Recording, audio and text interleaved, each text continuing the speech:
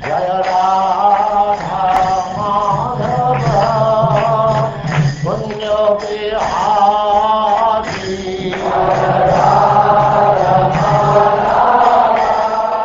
And now Chapter 2. Maharaj Nimi meets the 9 Yogendras.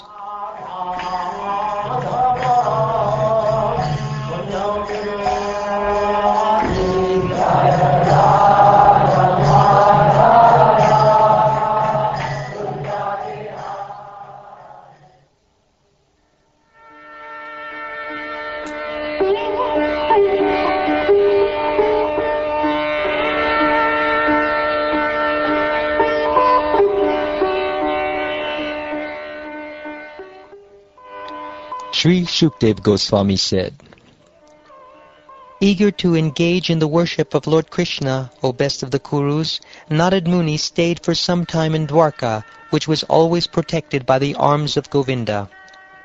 My dear king, in the material world, the conditioned souls are confronted by death at every step of life.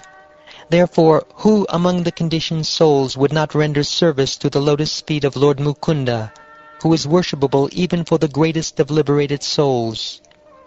One day, the sage among the demigods, Narad, came to the house of Vasudeva. After worshipping Narad with suitable paraphernalia, seating him comfortably and respectfully bowing down to him, Vasudeva spoke as follows. My lord, your visit, like that of a father to his children, is for the benefit of all living beings.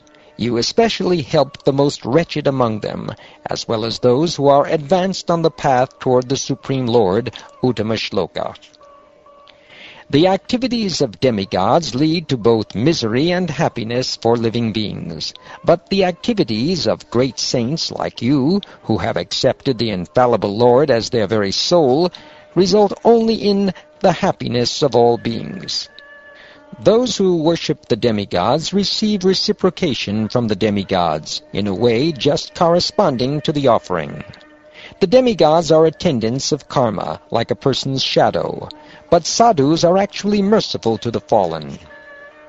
O Brahman, although I am satisfied simply by seeing you, I still wish to inquire about those duties which give pleasure to the Supreme Personality of Godhead. Any mortal who faithfully hears about them is freed from all kinds of fear. In a previous birth on this earth, I worshipped the Supreme Lord, Ananta, who alone can award liberation. But because I desired to have a child, I did not worship him for liberation.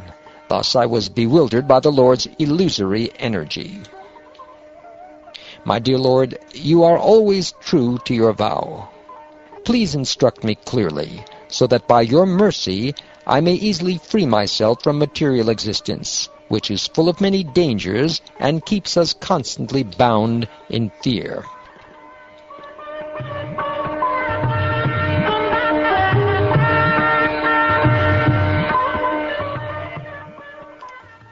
O king, Devarshi Narad was pleased by the questions of the highly intelligent Vasudeva. Because they suggested the transcendental qualities of the Supreme Personality of Godhead, they reminded Narad of Lord Krishna. Thus Narad replied to Vasudeva as follows. He said, O best of the Sattvatas, you have quite correctly asked about the eternal duty of the living entity toward the Supreme Lord. Such devotional service to the Lord is so potent that its performance can purify the entire universe. Pure devotional service rendered to the Supreme Lord is spiritually so potent that simply by hearing about such transcendental service, by chanting its glories in response, by meditating on it, by respectfully and faithfully accepting it, or by praising the devotional service of others, even persons who hate the demigods and all other living beings can be immediately purified. Today you have made me remember my Lord, the supremely blissful personality of Godhead, Narayan. The Supreme Lord is so auspicious that whoever hears and chants about him becomes completely pious. To explain the devotional service of the Lord, sages have related the ancient history of the conversation between the great soul, King Videha, and the sons of Rishabha. Swayambhuva Manu had a son named Maharaj Priyavrata, and among Priyavrata's sons was Agnidra. From Agnidra was born Nabi, whose son was known as Rishabhadeva. Sri Rishabhadeva is accepted as an expansion of the Supreme Lord Vasudeva. He incarnated in this world to propagate those religious principles that lead living entities to ultimate liberation. He had 100 sons, all perfect in Vedic knowledge. Of the 100 sons of Lord Rishabhadeva, the eldest, Bharat, was completely devoted to Lord Narayan. It is because of Bharat's fame that this planet is now celebrated as the great Bharat Varsha. King Bharat rejected this material world, considering all types of material pleasure temporary and useless. Leaving his beautiful young wife and family, he worshipped Lord Hari by severe austerities and attained the abode of the Lord after 3 lifetimes. 9 of the remaining sons of Rishabhadeva became the rulers of the 9 islands of Bharatvarsha, and they exercised complete sovereignty over this planet. 81 sons became twice-born Brahmins and helped initiate the Vedic path of fruitive sacrifices, or karma kanda. The 9 remaining sons of Rishabha were greatly fortunate sages who worked vigorously to spread knowledge of the absolute truth. They wandered about naked and were very well versed in spiritual science.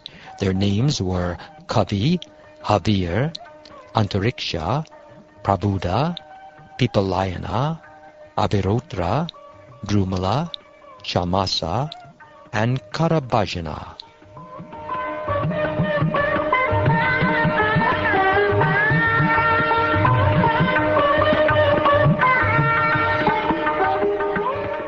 These sages wandered the earth, seeing the entire universe, with all its gross and subtle objects, as a manifestation of the Supreme Lord and as non-different from the Self. The 9 Yogendras are liberated souls who travel freely to the planets of the demigods, the perfected mystics, the sadhyas, the heavenly musicians, the yakshas, the human beings, and the minor demigods, such as the kinnaras and the serpents. No mundane force can check their free movement, and exactly as they wish, they can travel as well to the worlds of the sages, the angels, the ghostly followers of Lord Shiva, the Vidyadharas, the Brahmins, and the cows. Once in Ajanaba, the former name of the earth, they came upon the sacrificial performance of the great soul Maharaj Nimi, which was being carried out under the direction of elevated sages. My dear King, seeing those pure devotees of the Lord who rival in brilliance the sun, everyone present, the performer of the sacrifice, the Brahmins, and even the sacrificial fires, stood in respect. King Videha, or Nimi, understood that the 9 sages were exalted devotees of the Supreme Personality of Godhead. Therefore, overjoyed at their auspicious arrival, he offered them suitable sitting places and worshipped them in a proper way, just as one would worship the Supreme Personality of Godhead. Overwhelmed by transcendental joy, the king humbly bowed his head and then proceeded to question the 9 sages. These 9 great souls glowed with their own effulgence, and thus appeared equal to the 4 Kumaras, the sons of Lord Brahma. King Videha, or Nimi, said, "I think that you must be direct associates of the Supreme Personality of Godhead, who is famous as the enemy of the demon Madhu. Indeed, the pure devotees of Lord Vishnu wander throughout the universe, not for their personal selfish interest, but to purify all the conditioned souls. For the conditioned souls, the human body is most difficult to achieve, and it can be lost at any moment. But I think that even those who have achieved human life rarely gain the association of pure devotees, who are dear to the Lord of Vaikuntha. Therefore I ask you, O completely sinless ones, kindly tell me what is the supreme good. After all, even a half a moment's association with pure devotees within this world of birth and death is a priceless treasure for any man. Please speak about how one engages in the devotional service of the Supreme Lord, if you consider me capable of properly hearing these topics. When a living entity offers loving service to the Supreme Lord, the Lord is immediately satisfied, and in turn he will give even his own self to the surrendered soul.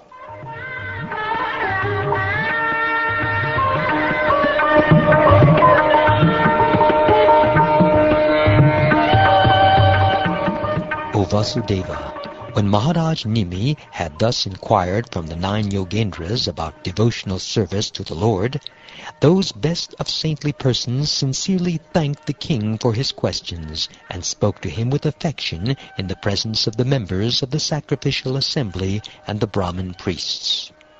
Sri Kavi said, I consider that one whose intelligence is constantly disturbed by his falsely identifying himself with the temporary material world can achieve real freedom from fear only by worshipping the lotus feet of the infallible Supreme Lord. In such devotional service, all fear ceases entirely. Even ignorant living entities can very easily come to know the Supreme Lord if they adopt those means prescribed by the Supreme Lord himself.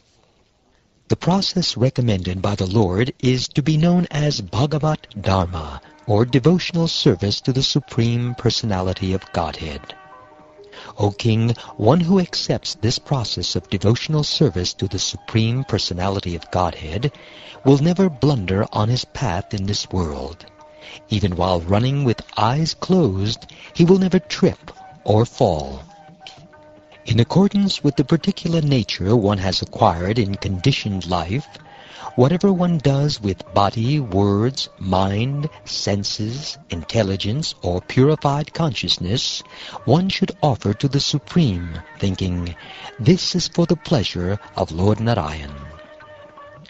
Fear arises when a living entity misidentifies himself as the material body because of absorption in the external illusory energy of the Lord. When the living entity thus turns away from the Supreme Lord, he also forgets his own constitutional position as a servant of the Lord. This bewildering, fearful condition is affected by the potency for illusion called Maya. Therefore, an intelligent person should engage unflinchingly in the unalloyed devotional service of the Lord, under the guidance of a bona fide spiritual master, whom he should accept as his worshipable deity and as his very life and soul. Although the duality of the material world does not ultimately exist, the conditioned soul experiences it as real under the influence of his own conditioned intelligence. This imaginary experience of a world separate from Krishna can be compared to the acts of dreaming and desiring. When the conditioned soul dreams at night of something desirable or horrible, or when he daydreams of what he would like to have or avoid, he creates a reality that has no existence beyond his own imagination. The tendency of the mind is to accept and reject various activities based on sense gratification. Therefore, an intelligent person should control the mind, restricting it from the illusion of seeing things separate from Krishna. And when the mind is thus controlled, he will experience actual fearlessness. An intelligent person who has controlled his mind and conquered fear should give up all attachment to material objects such as wife, family, and nation, and should wander freely without embarrassment, hearing and chanting the holy names of the Lord, the bearer of the chariot wheel. The holy names of Krishna are all auspicious because they describe his transcendental birth and activities, which he performs within this world for the salvation of the conditioned souls. Thus the holy names of the Lord are sung throughout the world.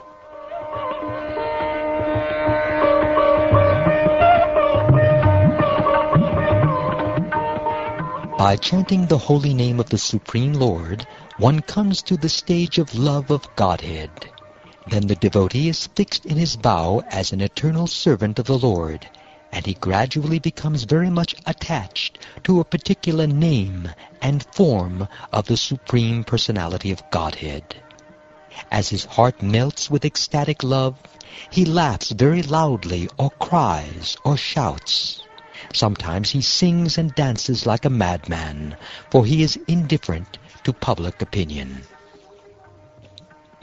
A devotee should not see anything as being separate from the Supreme Personality of Godhead, Krishna. Ether, fire, air, water, earth, the sun, and other luminaries, all living beings, the directions, trees and other plants, the rivers and oceans, whatever a devotee experiences, he should consider to be an expansion of Krishna. Thus, seeing everything that exists within creation as the body of the Supreme Lord Hari, the devotee should offer his sincere respects to the entire expansion of the Lord's body. Devotion, direct experience of the Supreme Lord, and detachment from other things, these three occur simultaneously for one who has taken shelter of the Supreme Personality of Godhead, in the same way as pleasure, nourishment, and relief from hunger come simultaneously and increasingly with each bite for a person engaged in eating. My dear King, the devotee who worships the lotus feet of the infallible Personality of Godhead with constant endeavor thus achieves unflinching devotion, detachment, and experienced knowledge of the Personality of Godhead. In this way, the successful devotee of the Lord achieves supreme spiritual peace.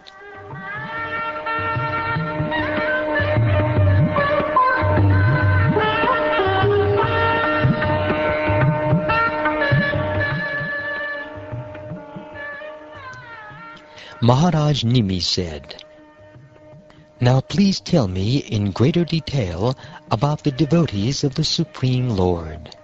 What are the natural symptoms by which I can distinguish between the most advanced devotees, those on the middle level, and those who are neophytes? What are the typical religious activities of a Vaishnava, and how does he speak? Specifically, please describe those symptoms and characteristics by which Vaishnavas become dear to the Supreme Personality of Godhead." Sri Havir said, "The most advanced devotee sees within everything the soul of all souls, the Supreme Personality of Godhead, Sri Krishna. Consequently, he sees everything in relation to the Supreme Lord and understands that everything that exists is eternally situated within the Lord. An intermediate or second-class devotee, called Madhyam Adhikari, offers his love to the Supreme Personality of Godhead, is a sincere friend to all the devotees of the Lord, shows mercy to ignorant people who are innocent, and disregards those who are envious of the Supreme Personality of Godhead. A devotee who faithfully engages in the worship of the deity in the temple, but does not behave properly toward other devotees or people in general, is called a Prakrita Bhakta, a materialistic devotee, and is considered to be in the lowest position. Even while engaging his senses in contact with their objects, one who sees this whole world as the energy of Lord Vishnu is neither repelled nor elated. He is indeed the greatest among devotees. Within the material world, one's material body is always subject to birth and decay. Similarly, the life air, or prana, is harassed by hunger and thirst. The mind is always anxious, the intelligence hankers for that which cannot be obtained, and all of the senses are ultimately exhausted by constant struggle in the material nature. A person who is not bewildered by the inevitable miseries of material existence, and who remains aloof from them simply by remembering the lotus feet of the Supreme Personality of Godhead, is to be considered Bhagavat Pradhan, the foremost devotee of the Lord. One who has taken exclusive shelter of the Supreme Lord, Vasudeva, becomes free from fruitive activities which are based on material lust. In fact, one who has taken shelter of the lotus feet of the Lord is freed from even the desire to enjoy material sense gratification. Plans for enjoying sex life, social prestige, and money cannot develop within his mind. Thus he is considered Bhagavatottama, a pure devotee of the Lord on the highest platform. Birth in an aristocratic family and the execution of austere and pious activities certainly cause one to take pride in himself. Similarly, if one enjoys a prestigious position within society because his parents are highly respected members of the Varnashram social system, one becomes even more infatuated with himself. But if, despite these excellent material qualifications, one does not feel even a tinge of pride within himself, he is to be considered the dearmost servitor of the Supreme Personality of Godhead. When a devotee gives up the selfish conception by which one thinks, this is my property and that is his, and when no longer concerned with the pleasures of his own material body and indifferent to the discomforts of others, he becomes fully peaceful and satisfied. He considers himself simply one among all the living beings who are equally part and parcel of the Supreme Personality of Godhead. Such a satisfied Vaishnava is considered to be at the highest standard of devotional service. The lotus feet of the Supreme Personality of Godhead are sought even by the greatest of demigods, such as Brahma and Shiva, who have all accepted the Supreme Personality of Godhead as their life and soul. A pure devotee of the Lord can never forget those lotus feet in any circumstance. He will not give up his shelter at the lotus feet of the Lord for a single moment, indeed, not for half a moment, even in exchange for the benediction of ruling and enjoying the opulence of the entire universe. Such a devotee of the Lord is to be considered the best of the Vaishnavas. How can the fire of material suffering continue to burn the hearts of those who worship the Supreme Lord? The Lord's lotus feet have performed innumerable heroic deeds, and the beautiful nails on his toes resemble valuable jewels. The effulgence emanating from those nails resembles cooling moonshine, for it instantly relieves the suffering within the heart of the pure devotee, just as the appearance of the moon's cooling light relieves the burning heat of the sun.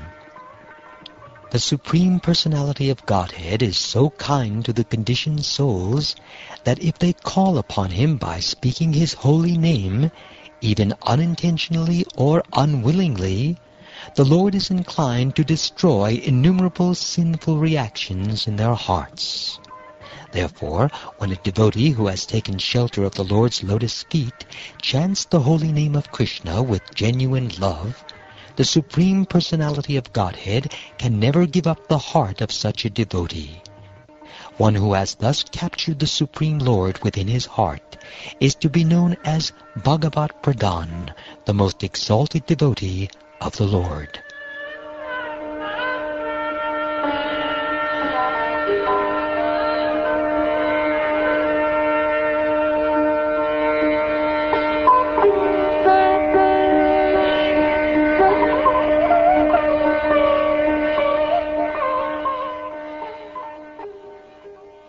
Thus ends the second chapter of the 11th canto of the Srimad Bhagavatam, entitled Maharaj Nimi meets the 9 Yogendras.